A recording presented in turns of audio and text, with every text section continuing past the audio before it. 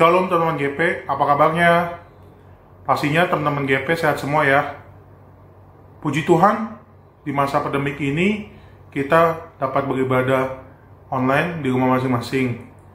Tema kita pada malam hari ini yaitu pribadi yang dipercaya Allah. Sebagai umat manusia, pastinya kita ingin diapresiasikan atas kinerja kita.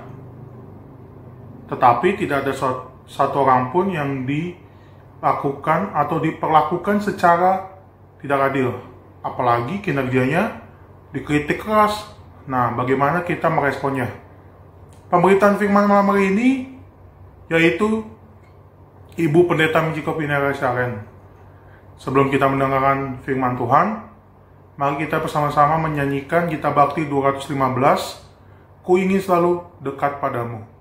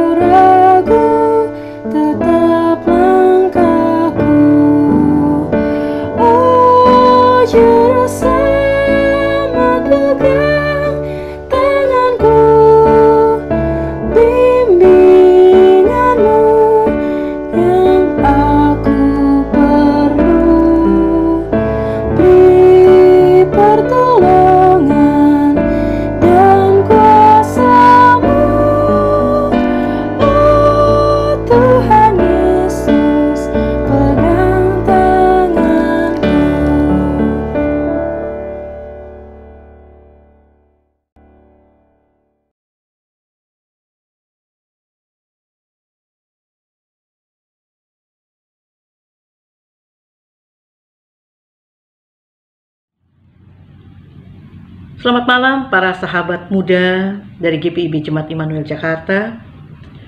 Apa kabar teman-teman? Sehat-sehat ya selalu.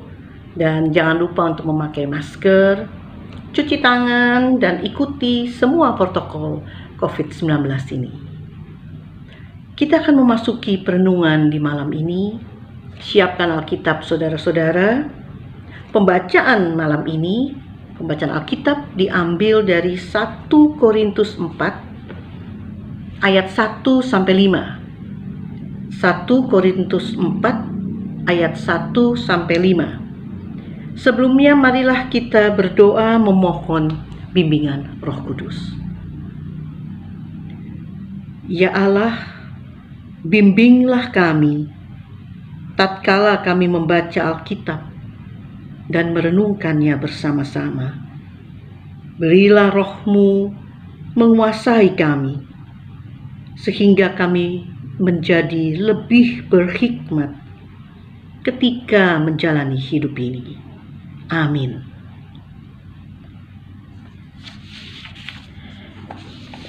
Ya, 1 Korintus 4 ayat 1 sampai 5. Demikianlah kita membaca.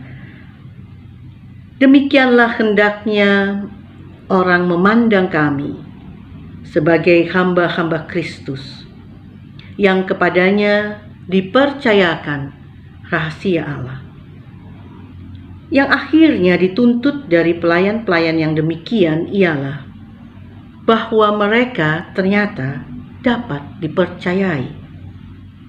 Bagiku sedikit sekali artinya, entahkah aku dihakimi oleh kamu atau oleh suatu pengadilan manusia. Malahan diriku sendiri pun tidak kuhakimi. Sebab memang aku tidak sadar akan sesuatu. Tetapi bukan karena itulah aku dibenarkan. Dia yang menghakimi aku ialah Tuhan. Karena itu janganlah menghakimi sebelum waktunya, yaitu sebelum Tuhan datang. Ia akan menerangi juga apa yang tersembunyi dalam kegelapan, dan ia akan memperlihatkan apa yang direncanakan di dalam hati. Maka tiap-tiap orang akan menerima pujian dari Allah. Demikianlah pembacaan Alkitab, teman-teman. Ya, para sahabat muda, saya mau mengajak saudara-saudara untuk membayangkan sosok Rasul Paulus yang di ayat pertama ia katakan, demikianlah hendaknya orang memandang kami sebagai hamba-hamba Kristus yang kepadanya dipercayakan rahasia Allah. Paulus adalah orang yang mengalami lompatan besar dalam hidupnya. Dibentuk oleh tangan Tuhan, kemudian dirajut hidupnya, dan ditempatkan oleh Allah di dunia yang sama sekali dia tidak pernah pikirkan kehidupannya akan seperti itu. Dan di sanalah, di dunia yang tidak pernah ia bayangkan itu, Paulus dijadikan pelayan oleh Allah, hamba Kristus. Di kota Korintus, Paulus mengalami kesulitan besar. Ia dihina, Injilnya pun dihina, kerasulannya digugat, dan Injilnya pun juga tidak dipercayai. Para sahabat muda, Paulus bukanlah superhero. Ia cuma pelayan Tuhan. Ia juga punya kelemahan fisik. Ia terbatas. Tapi coba kita lihat apa yang Paulus katakan tentang dirinya atau tentang kehidupannya sebagai pelayan Tuhan. Kita membuka 2 Korintus 12 ayat 10. 2 Korintus 12 ayat 10. Kita baca bersama-sama ya, teman-teman. 2 Korintus 12 ayat 10. Karena itu, aku senang dan rela di dalam kelemahan, di dalam siksaan, di dalam kesukaran, di dalam penganiayaan dan kesesakan oleh karena Kristus. Sebab jika aku lemah, maka aku kuat. Dari sini kita bisa melihat Paulus yang didera oleh berbagai macam persoalan. Tubuhnya didera, kerasulannya digugat, tidak dipercayai. Tapi Paulus tidak pernah berhenti untuk menumbuhkan iman orang-orang Kristen yang ada. Ia memang dibungkam, tapi firman Allah terus bertumbuh. Firman Tuhan tidak bisa dibungkamkan oleh siapapun juga. Ayat 2 mengatakan begini, ini menarik. Yang akhirnya dituntut dari pelayan-pelayan yang demikian ialah bahwa mereka ternyata dapat dipercayai. Iya, kalau ayat 1 mengatakan hamba Kristus yang dipercayakan rahasia Allah. Berarti ia dipercayai oleh Allah. Nah, karena Paulus dipercayai oleh Allah,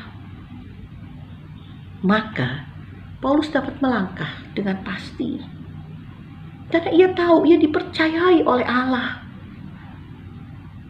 Kepada dia dipercayakan rahasia Allah. Manusia boleh tidak percaya kepada Paulus. Orang-orang di sana boleh tidak mempercayai Paulus. Tapi bagi Paulus yang penting, Allah mempercayai dia. Tidak semua orang mau mengakui kerasulan Paulus. Tidak masalah bagi Paulus. Karena bagi Paulus bukan dirinya. Yang penting Allah. Bukan aku yang penting, kata Paulus, tapi Kristus yang penting. Dan karena itu dalam kehidupannya Paulus mempercayai yang menjagai dia adalah Allah. Dan Allah yang akan berperan dalam hidupnya. Sobat muda, berkaca dari pengalaman Paulus, maka hidup ini bukan sebuah pelarian. Kita berada di dunia yang saat ini ada awan atau kabut pandemi. Marilah teman-teman pemuda, kita masuki hidup ini dengan berbagai macam persoalannya. Dengan mengikuti protokol COVID-19. Supaya rantai penyebaran COVID-19 dapat terputus. Berhikmatlah kita semua di masa pandemi ini. Para sahabat muda, saudara harus membawa pengaruh positif dalam hidup ini. Berkaca dari pengalaman Paulus, maka saudara-saudara, orang-orang muda, tanamkan diri dalam dirimu bahwa engkau adalah orang muda yang ditempatkan Allah di dunia ini untuk memberikan pengaruh yang positif. Betul, mungkin kita berkata, aku adalah orang muda yang punya kelemahan. Betul, mungkin saudara punya kelemahan, kita punya kelemahan. Tetapi kita mau menggantungkan masa depan kita kepada Kristus. Mungkin kita juga berkata, aku orang muda yang masih mencari pijakan dalam hidup ini. Tapi tidak tertutup kemungkinan bahwa engkau dapat menyuarakan pesan Injil dalam dunia ini. Selamat berselancar di kehidupan nyata. Engkau tidak sendirian. Amin.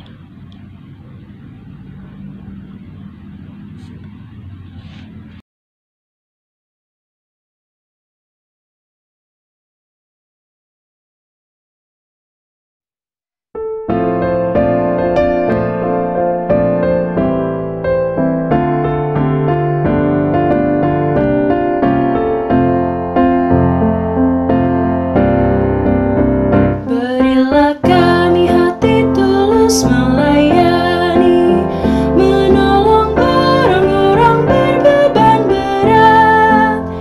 Berilah kami roh yang tabah dan setia, untuk nyatakan kasih bagi dunia. Utuslah kami jadi saksi yang setia, membawa kabar sukacita yang abadi, supaya dunia mengaku dan percaya Engkaulah Yesus, Tuhan Juru Selamat dunia.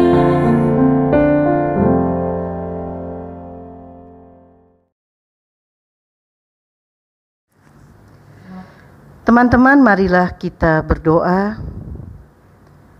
Ya Allah, terima kasih jika pada malam hari ini kami boleh terhubungkan satu dengan yang lain. Terutama karena kami boleh terhubung oleh Tuhan sendiri. Biarlah kami selalu merasakan kedekatan kami satu terhadap yang lain, terutama kami semua boleh merasakan Engkau Allah dekat dengan kami. Berkatilah seluruh rekan-rekan pemuda di mana saja mereka berada, dilindungi, dijagai, diberkati oleh Engkau. Seluruh harapan mereka, masa depan mereka dijamin oleh Engkau. Terima kasih ya Allah. Kiranya situasi saat ini, pandemi yang melanda dunia, membuat kami semakin menyadari bahwa hidup ini memang dikendalikan hanya oleh Engkau. Jadikan kami anak-anak muda yang selalu mau bersandar kepada Engkau dan yang menggantungkan seluruh harapan dan masa depannya di dalam Engkau. Berkatilah dunia ini, jagalah pemerintahan kami ini Tuhan. Berkati kami semua, jemaat-jemaat Tuhan, saudara-saudara kami seiman atau tidak seiman. Dengarlah ya Allah seruan doa kami ini, yang kami angkat dan alaskan hanya di dalam nama Tuhan Yesus Kristus. Amin. Kiranya firman yang kita boleh dengar menjadi kekuatan bagi kita semua. Sampai bertemu di ibadah selanjutnya ya guys. Tuhan Yesus memberkati.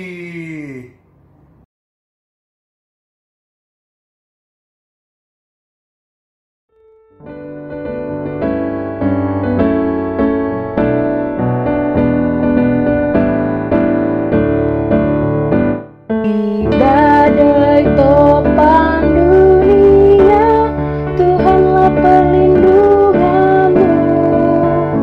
Kendati goncang semesta, Tuhanlah perlindunganmu.